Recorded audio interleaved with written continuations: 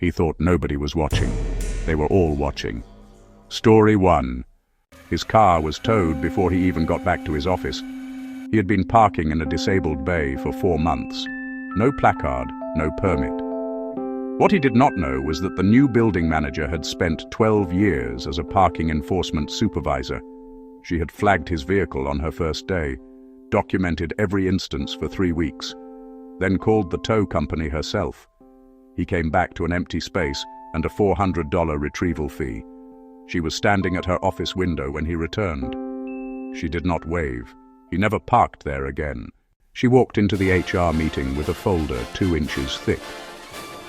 Her manager had been taking credit for her work for 3 years. Every client presentation, every strategy document, every idea that had won the company new business.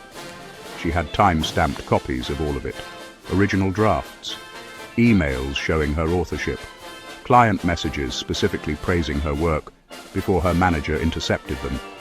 3 years, 2 inches of paper. HR spent 4 hours reviewing it. Her manager was placed on immediate suspension.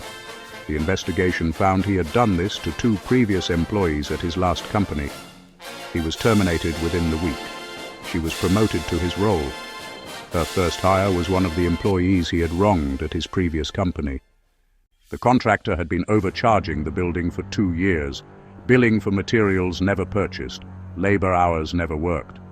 The building committee had noticed discrepancies but could never pin anything down. Then a new committee member joined, a retired forensic accountant named Walter.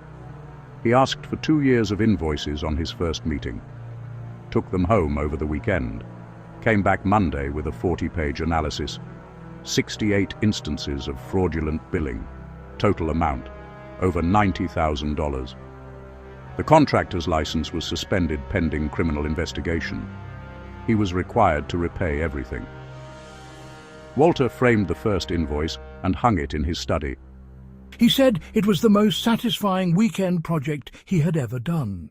A tenant had been subletting illegally for 2 years. 3 residents had complained. Nothing happened.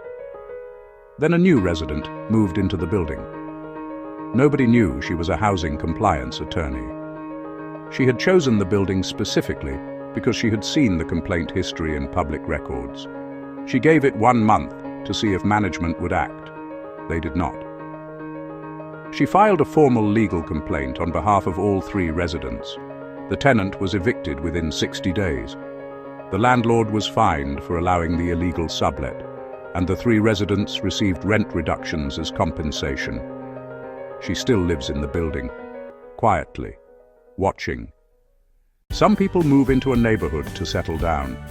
Some people move in because they saw something that needed fixing, and they were exactly the right person to fix it. Subscribe to Karma Delivered. New stories every single Monday. If you enjoyed this, hit subscribe right now so you never miss a delivery.